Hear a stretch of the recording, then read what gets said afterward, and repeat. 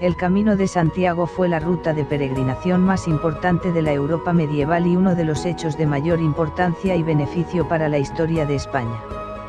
Es el fin de la vía originariamente construida por el Imperio Romano del Camino de Santiago, privilegio que otros conceden a Finisterre. Gracias al Camino de Santiago los aislados y pequeños reinos hispánicos enzarzados en guerras civiles y contra Al-Ándalus pudieron abrirse a Europa para dar y recibir de los pueblos transpirenaicos una gran riqueza cultural. El Camino de Santiago fue proclamado el primer itinerario cultural europeo por el Consejo de Europa en 1987. Esta ruta de la frontera franco-española fue, y sigue siendo, de los peregrinos a Santiago de Compostela. Algunos de los 1800 edificios a lo largo de la ruta, tanto religiosos como seculares, son de gran interés histórico. La ruta tuvo un papel fundamental en el fomento de los intercambios culturales entre la península ibérica y el resto de Europa durante la Edad Media. Sigue siendo un testimonio del poder de la fe cristiana entre personas de todas las clases sociales y de todas partes de Europa. Esta ruta fue incluida por la UNESCO en su lista del Patrimonio de la Humanidad en el año 1993.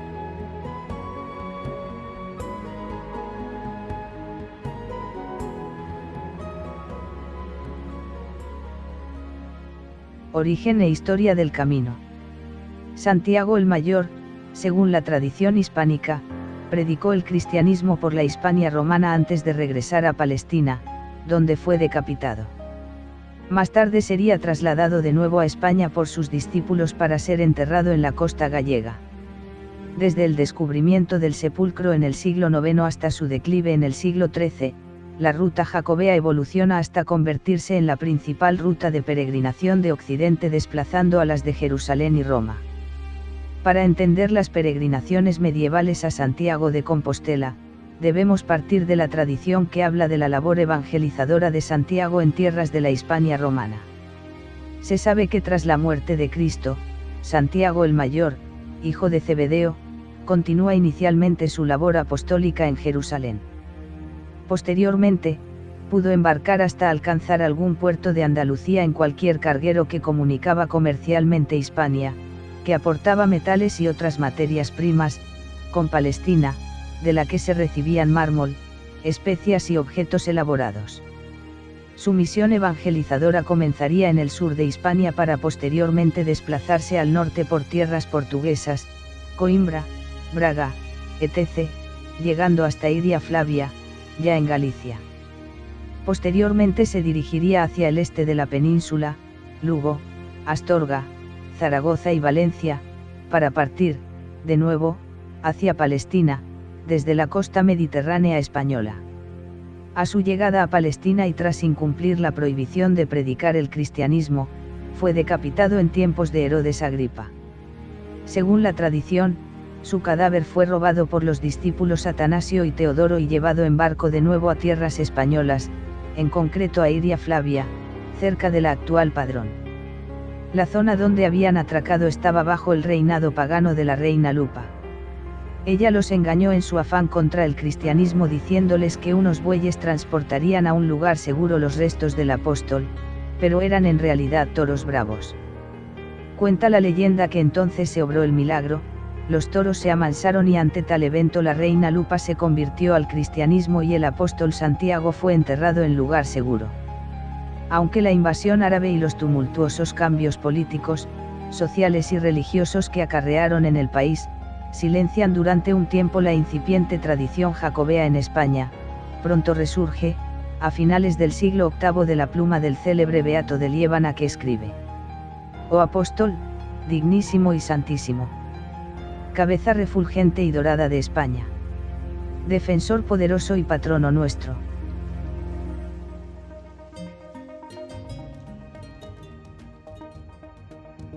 Descubrimiento del sepulcro. Tras la batalla de Covadonga, se asienta en Asturias un pequeño reino que intenta recuperar el ideal unificador de la monarquía hispano-visigoda. Uno de los principales y decisivos monarcas de este periodo inicial fue Alfonso II el Casto, que reinó durante un largo periodo de tiempo, entre el año 791 y el 842. Este gran gobernante estableció la capital en Oviedo, a la que dotó de numerosos edificios públicos y construyó numerosas iglesias, Cámara Santa, San Tirso, San Julián de los Prados, y palacios, tratando de imitar el antiguo esplendor del Toledo visigodo. Su gran logro fue consolidar la resistencia al poder musulmán de Al-Ándalus. Es durante su reinado cuando se produce el milagroso descubrimiento de la tumba del apóstol Santiago.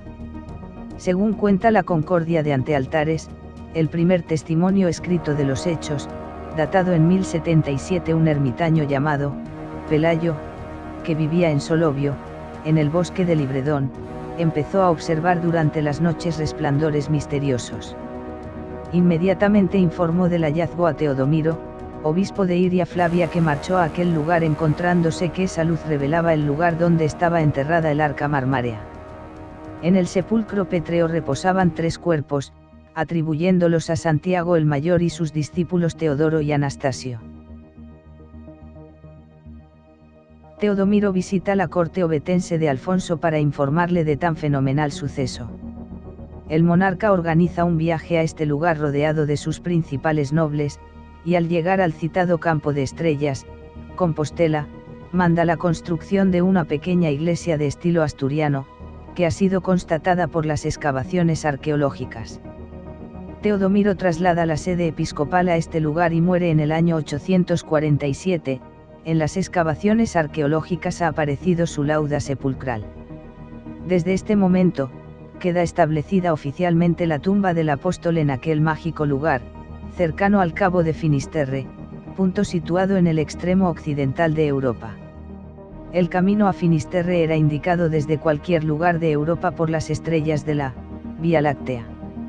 Desde antiguo se creía que allí se acababa el mundo y que el Atlántico era la tumba del Sol. Posiblemente estos hechos geográficos y astronómicos ayudaron a reforzar el magnetismo que desde entonces provocó en millones de almas la ruta jacobea. Los siglos IX y X representan la consolidación del reino asturleonés en condiciones muy difíciles desde el punto de vista político, religioso y militar. Por un lado, la iglesia ovetense se encuentra enfrentada con la de Toledo. Famosos son los cruces dialécticos entre Beato de Liébana y Elipando de Toledo a cuenta de la herejía adopcionista. Para los asturianos, la iglesia de Toledo había caído en la tolerancia e incluso complicidad con ciertas creencias del Islam. Por otro lado, Al-Ándalus se había fortalecido políticamente desde la creación del Emirato I y luego el Califato de Córdoba. Este nuevo poder peninsular quedó reflejado en numerosas incursiones militares durante los siglos IX y X, llegando a su máxima expresión en los tiempos de devastación de Almanzor. Es por ello por lo que el enorme prestigio que proporciona la presencia de las reliquias de Santiago el Mayor, discípulo preferido de Jesús, fue hábil y rápidamente aprovechado por los monarcas asturianos y leoneses para consolidar su reino en oposición a Al-Ándalus y para darse a conocer al resto de la cristiandad europea. Se hace de Santiago el abanderado de los ejércitos cristianos en las contiendas militares y se crea la leyenda de la intervención gloriosa del apóstol en la más que dudosa batalla de Clavijo. Desde entonces, los ejércitos cristianos entran en batalla con el grito, Santiago y cierra España. Existen 2 hechos que prueban la importancia del enclave compostelano para la monarquía asturleonesa. Por un lado, en el año 899 Alfonso III, el Magno, consagra una nueva catedral de mayores dimensiones y calidad artística que la levantada por Alfonso II. Un siglo más tarde, en el año 977 Almanzor destruye Santiago aunque respeta la tumba a sabiendas que se trataba del centro espiritual del enemigo cristiano.